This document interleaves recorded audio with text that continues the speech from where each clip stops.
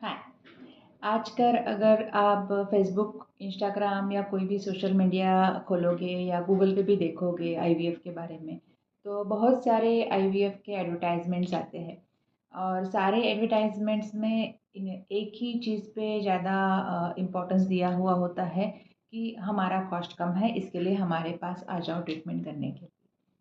तो ये जो सस्ता आईवीएफ है, क्या ये सस्ता टिकाऊ भी होता है? सस्ता मतलब हमेशा टिकाऊ तो नहीं होता है, राइट? इस सस्ते आईवीएफ के पीछे भागना चाहिए या नहीं? उसमें सक्सेस मिलेगा या नहीं? तो आइए जानते हैं उसी के बारे में आज इस वीडियो में, लेकिन आपको उसके लिए ये वीडियो एंड तक देखना पड़ेगा। हाय, मेरा नाम डॉक्टर मंजुश्री कोटेकर है। मैं एक फर्टिलिटी और आईवीएफ स्पेशलिस्ट हूँ और मैं आर्ट फर्टिलिटी क्लिनिक मुंबई यहाँ पे as a senior IVF consultant practice करती हूँ। और मैं ये यूट्यूब चैनल चलाती हूँ जहाँ पे मैं ऐसे छोटे छोटे टॉपिक्स पे वीडियोस बनाती हूँ। तो आपने अभी तक मेरे चैनल को फॉलो नहीं किया है तो देर मत कर लीजिएगा, अभी सब्सक्राइब का बटन दबा दीजिएगा। और आपको नेक्स्ट वीडियो कौन से टॉपिक पे चाहिए ये भी मुझे इस वीडियो के कमेंट में बता सकते हैं आप। तो पहले ये समझने की कोशिश करते हैं कि आईवीएफ के ट्रीटमेंट में खर्चा किस चीज़ में आता है। तो आईवीएफ माने इन विट्रो फर्टिलाइजेशन, जिसमें हम आपके एग्स को आपके हस्बैंड के स्पर्म के साथ इन विट्रो यानी कि बॉडी के बाहर लैब में मिला रहे हैं, इसलिए एम्ब्रियो बनाने के लिए। तो प्रोसेस ऐसे होता है कि नॉर्मली आपको कुछ 10-12 दिन के लिए इंजेक्शंस दिए जाते हैं जो हार्मोन के इंजेक्शंस है। वो क्यों दिए जाते हैं? ताकि हम आपके एक से ज़्यादा फॉलिकल बढ़ा पाए, ताकि हम थोड़ा सा सक्सेस का रेशो हम इम्प्रूव कर पाए। तो ये जो हार्मोनल इंजेक्शन है वो किस क्वालिटी के दिए जाते हैं उसके ऊपर भी डिपेंड करता है कि हम किस तरह से फॉलिकल्स ग्रो कर रहे हैं। जब हम फॉलिकल्स ग्रो कर रहे हैं तब हम कुछ हार्मोन्स को टेस्ट करके देखते हैं कि उन हार्मोन्स को जिस तरह से बढ़ना चाहिए या जिस तरह से नहीं बढ़ना चाहिए वो वैसे ही हो रहा है या नहीं, ईस्ट्रोजन प्रोजेस्टेरॉन।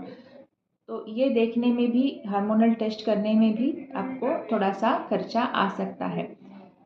अगर ये सब हम नहीं करेंगे, इस तरह से फॉलिकल्स नहीं बढ़ाएंगे, तो डेफिनेटली हमारे तरफ से जो होने वाला स्टिमुलेशन है उसमें थोड़ा सा, उसकी वजह से थोड़ा सा प्रॉब्लम आ सकता है एग्स में। एग्स का क्वालिटी इनहेरेंट भी रहता है, हर एक के बॉडी में जो भी एग्स का क्वालिटी है उसको हम ज़्यादा चेंज नहीं कर सकते, लेकिन जिस तरह से हम उनको बढ़ा रहे हैं फॉलिकल्स को, उस तरह से भी हम कुछ कुछ बदलाव ला सकते हैं। तो ये हो गया इंजेक्शंस के बारे में। उसके बाद आपका एक प्रोसीजर होता है अंडर एनेस्थीसिया, जिसमें हम निडल पंक्चर करके आपके फॉलिकल्स में से एग्स निकाल लेते हैं, जिसे हम ओवम पिकअप बोलते हैं। तो ये प्रोसीजर रिलेटेड कॉस्ट आ जाता है। उसके बाद उन एग्स को हम आपके हस्बैंड के स्पर्म के साथ मिलाते हैं इक्सी से या आईवीएफ से, और उनको लैब में कल्चर करते हैं उस एम्ब्रियो को।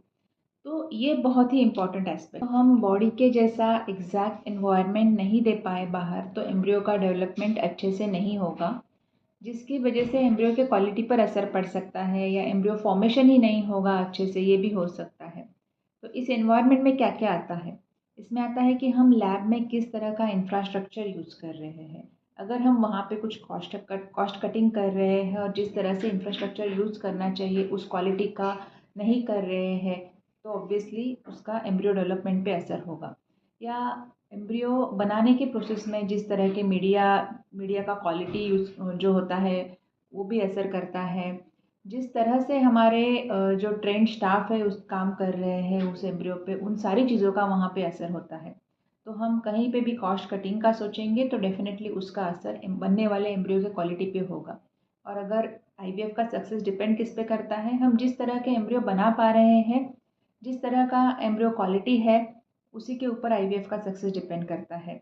तो सस्ते के पीछे भागने से पहले इन सब चीज़ों का आपको ध्यान ज़रूरी रखना है कि आपको ट्रीटमेंट करने के लिए ट्रीटमेंट नहीं करना है। अल्टीमेटली ट्रीटमेंट का एम होता है एक अच्छी सक्सेसफुल हेल्दी प्रेगनेंसी आपको मिल पाए। तो आज के लिए इतना ही। अगर आपको इसके बारे में और कोई डाउट्स है तो आप नीचे कमेंट्स में पूछ सकते हो, या कंसल्टेशन के लिए आना है तो हमारा क्लिनिक मुंबई में है, कुर्ला और चेंबूर एरिया में, और यूट्यूब से आने वाले पेशेंट्स को हमेशा फर्स्ट कंसल्टेशन फ्री रहेगा।